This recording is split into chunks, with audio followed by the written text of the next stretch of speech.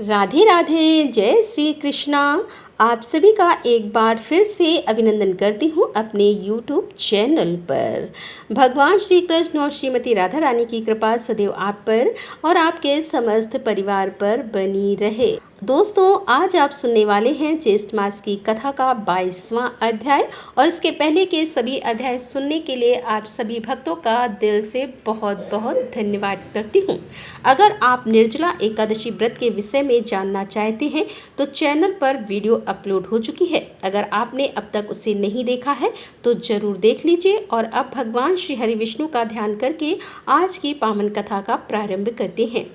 श्री नारद जी कहते हैं कि एक दिन बलराम तथा ग्वाल बालों के साथ बछड़े चराते हुए श्री हरि ने यमुना के निकट आए हुए बकासुर को देखा। वह श्वेत पर्वत के समान ऊंचा दिखाई देता था। बड़ी बड़ी टांगे और मेघ गर्जन के समान ध्वनि उसे देखते ही ग्वाल बाल डर के मारे भागने लगे। उसकी चोंच वज्र के समान तीखी थी। उसने आते ही श्री हरि को अपना ग्रास बना लिया। यह देखकर सब ग्वाल बाल रोने लगे। अब रोते रोते वे निष्प्रभाव पर प्रहार किया। वज्र की चोट से बकासुर धरती पर गिर पड़ा किंतु मरा नहीं। वह फिर उठकर खड़ा हो गया। तब ब्रह्मा जी ने भी कुपित होकर उसे ब्रह्मदंड से मारा। उस आघात से गिर जाने पर वह असुर 2 घड़ी तक तो मूर्छित पड़ा रहा। अपने शरीर को कपकपाते हुए जम्हाई लेकर वह बड़ी वेग से उठकर खड़ा हुआ। उसकी मृत्यु नहीं हुई। वह बलवान दैत्य मेघ के समान गर्जना करने लगा। भगवान शंकर ने उस महान असुर पर त्रिशूल से प्रहार किया। उस प्रहार से दैत्य की एक पाक तो कट गई, तो भी वह महाभयंकर असुर मर न सका। तदंतर वायुदेव ने बकासुर पर वायव यास्त्रेमशका, इसके बाद यम ने सामने आकर उस पर यमदंड से प्रहार किया, परंतु प्रचंड पराक्रमी बकासुर की उस दंड से भी मृत्यु नहीं हुई। यमराज का वह दंड भी टूट गया किंतु बकासुर को कोई क्षति नहीं पहुंची। इतने में ही प्रचंड किरणों वाले पराक्रमी शूरदेव उसके सामने आए। उन्होंने धनुष हाथ में लेकर बकासुर को 100 बाण मारे। वे तीखे बाण उसकी पाक में धंस गए, फिर भी वह मर न सका। तब कुबेर ने तीखी तलवार से उसके ऊपर चोट की। उससे उसकी दूसरी पाख भी कट गई किंतु वह दैत्य पुंग मृत्यु को नहीं प्राप्त हुआ। तदंतर सोम देवता अर्थात चंद्रदेव निहारा अस्त्र का प्रयोग किया। अब उसके प्रहार से शीत पीड़ित होकर बकासुर मूर्छित तो हो गया किंतु मरा नहीं, फिर उठकर खड़ा हो गया। अब अग्निदेवता ने उस महावक पर आग्नेय शास्त्र से प्रहार किया। उसके रोए जल गए परंतु उस महादुष्ट दैत्य की मृत्यु नहीं हुई। तत्पश्चात जल के स्वामी वरुण ने उसको 5 से बांध कर धरती पर घसीटा। घसीटने में वह महापाप असुर छत बिछत हो गया किंतु मरा नहीं। तदंतर वेगशालिनी भद्रकाली ने आकर उस पर गदा से प्रहार किया। गदा के प्रहार से वह मूर्छित हो गया।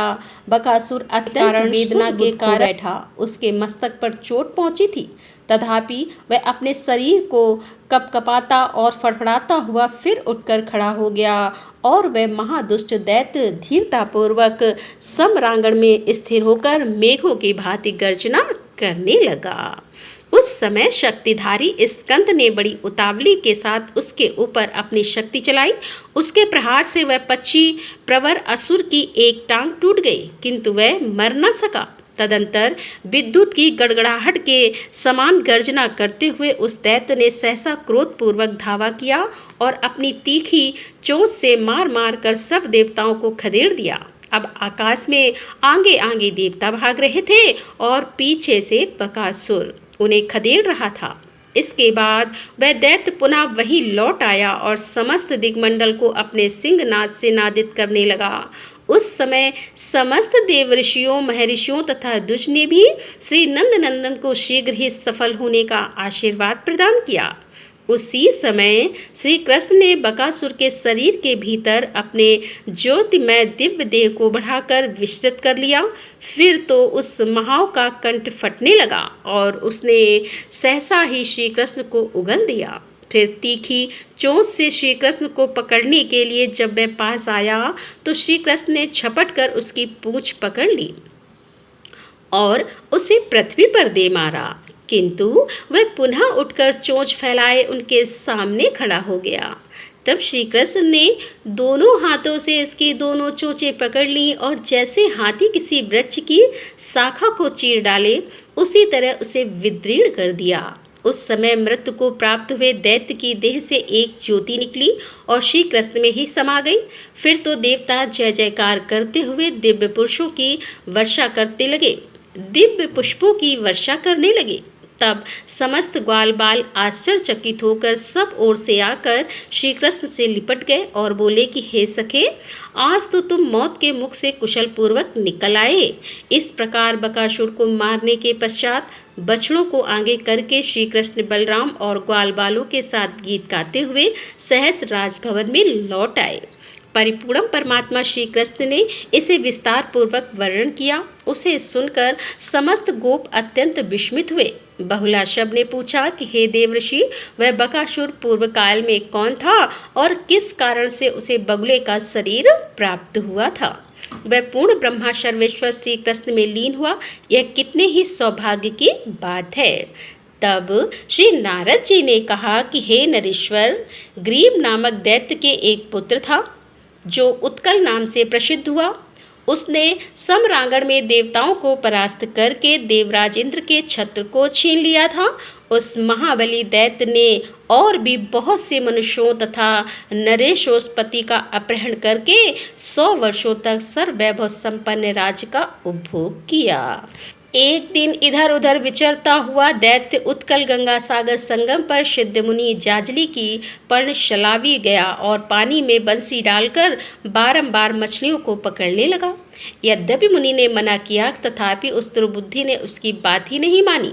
मुनि श्रेष्ठ जाजली सिद्ध महात्मा थे। उन्होंने उत्कल को शाप देते हुए कहा, दुर्मति, तू बगले की भांति मछली पकड़ता और खाता है, इसीलिए तू बगला ही हो जा। फिर क्या था, उसी क्षण उत्कल बगले के रूप में परिणित हो गया। तेजो भ्रष्ट हो जाने के कारण उसका सारा गर्व गल गया। उसने हाथ जोड़कर मुनि को प्रणाम किया और उनके दोनों चरणों में पड़कर बोला। उत्कल बोला कि हे मुनि, मैं आपके प्रचंड तपोबल को नहीं जानता था। हे जाजली जी, मेरी रक्षा कीजिए। आप जैसे साधु महात्माओं का संग तो उत्तम मोक्ष का द्वार माना गया है। जो शत्रु और मित्र में, मान और अपमान में, स्वर्ण और मिट्टी के ढेले में तथा सुख और दुख में भी समभाव रखते हैं, वे आप जैसे महात्मा ही सच्चे साधु हैं। हे मुने, इस भूतल पर महात्माओं के दर्शन से मनुष्यों का कौन कौन मनोरथ नहीं पूरा हुआ। ब्रह्मा पद, इंद्र पद, सम्राट का पद तथा योग सिद्धि सब कुछ संतों की कृपा से ही सुलभ हो सकते हैं। मुनि श्रेष्ठ जांजल, आप जैसे महात्माओं से लोगों को धर्म, अर्थ और काम की प्राप्ति हुई तो क्या हुई, साधु पुरुषों की कृपा से तो साक्षात पूर्ण ब्रह्म परमात्मा भी मिल जाता है। श्री नारद जी कहते हैं कि हे नरेश्वर, उस समय उत्कल की विनय युक्त बात सुनकर वे जाजली मुनि प्रसन्न हो गए। उन्होंने 6 वर्षों तक तपस्या की थी। उन्होंने उत्कल से कहा। जाजली बोले, वैवस्वता मनमंत्र प्राप्त होने पर जब 28वें द्वापर का अंतिम समय बीतता होगा, उस समय भारतवर्ष के मधुर जनपद में स्थित ब्रजमंडल के भीतर साक्षात परिपूर्ण भगवान श्री कृष्ण वृंदावन में गोवत्स चराते हुए विचरेंगे। उन्हीं दिनों तुम भगवान श्री कृष्ण में लीन हो जाओगे, इसमें संशय नहीं है। हिरण्याक्ष आदि दैत्य भगवान के प्रति बैर भाव रखने पर भी उनके परम पद को प्राप्त हो गए। श्री नारद जी कहते हैं कि इस प्रकार बकासुर के रूप में परिणित हुआ उत्कल दैत्य जांजलि के वरदान से भगवान श्री कृष्ण में लय को प्राप्त हुआ। संतों के संग से क्या नहीं सुलभ हो सकता। श्री नारद जी कहते हैं कि हे राजन, एक दिन ग्वाल बालों के साथ बछड़े चराते हुए श्री हरि कालंदी के निकट किसी रमणीय स्थान पर बालोचित खेल खेलने लगे। उसी समय अघासुर नाम का महान दैत्य एक कोस लंबा शरीर धारण करके भीषण मुख को फैलाकर वे मार्ग में स्थित हो गया। दूर से ऐसा जान पड़ता था कि मानो कोई पर्वत खड़ा हो। वृंदावन में उसे देखकर सब ग्वाल बाल ताली बजाते हुए बछड़ों के साथ उसके मुंह में घुस गए। उन सब की रक्षा के लिए बलराम सहित श्री कृष्ण भी अघासुर के मुख में प्रविष्ट हो गए। उस सर्वर रूपधारी असुर ने जब बछड़ों और ग्वाल बालों को निगल लिया तब देवताओं में हाहाकार मच गया, किंतु दैत्यों के मन में हर्षी हुआ। उस समय श्री कृष्ण ने अघासुर के उदर में अपने विराट स्वरूप को बढ़ाना आरंभ किया। इससे अवरुद्ध हुए अघासुर से प्राण उसका मस्तक फोड़कर बाहर निकल गए। हे मिथिलेश्वर, फिर बालकों और बछड़ों के साथ श्री कृष्ण अघासुर के मुख से बाहर निकले। जो बछड़े और बालक मर गए थे उन्हें माधव ने अपनी कृपा दृष्टि से देखकर जीवित कर दिया। फिर अघासुर की जीवन ज्योति श्याम घन में विद्युत की भांति श्री घनश्याम में ही विलीन हो गई। हे राजन, उसी समय देवताओं ने पुष्प वर्षा की। देव ऋषि नारद के मुख से यह वृतांत सुनकर मिथिलेश्वर बहुला सब ने कहा। राजा बोले कि हे देवर्षि, यह दैत्य पूर्व काल में कौन था जो इस प्रकार भगवान श्री कृष्ण में विलीन हुआ? अहो, कितने आश्चर्य की बात है कि वह दैत्य बैर बांधने के कारण शीघ्र ही श्री हरि को प्राप्त हुआ। श्री नारद जी कहते हैं कि हे राजन, शंखासुर के एक पुत्र था जो अग नाम से विख्यात था। महाबली अग युवावस्था में अत्यंत सुंदर होने के कारण साक्षात दूसरे कामदेव सा जान पड़ता था। एक दिन मलौचो मुनि को देखकर अघासुर जोर जोर से हंसने लगा और बोला, यह कैसा कुरूप है। उस महादुष्ट को शाप देते हुए मुनि ने कहा, दुर्मति, तू सर हो जा, क्योंकि भूमंडल पर सर्पों की जाति कुरूप एवं कुटिल गति से चलने वाली होती है। जो ही उसने यह सुना, तू सर्प हो जा, क्योंकि भूमंडल पर सर्पों की ही जाति कुरूप एवं कुटिल गति से चलने वाली होती है। जो ही उसने यह सुना, उस दैत्य का सारा अभिमान गल गया और वह दिन भाव से मुनि के चरणों में गिर पड़ा। अब तो उसे इस अवस्था में देखकर मुनि प्रसन्न हो गए और पुनः उसे वर देते हुए बोले। अष्टावक्र ने कहा, करोड़ों कंदर्प से भी अधिक लावण्यशाली भगवान श्री कृष्ण जब तुम्हारे उदर में प्रवेश करेंगे तब इस सर्प के रूप से तुम्हें छुटकारा मिल जाएगा। राधे राधे, जय श्री कृष्णा। आजकल ज्येष्ठ मास की कथा में आप सुन रहे हैं भगवान श्री कृष्ण की बाल लीलाओं को। तो आपको ये कथाएं कैसी लगती हैं कमेंट बॉक्स में ज़रूर बताइए।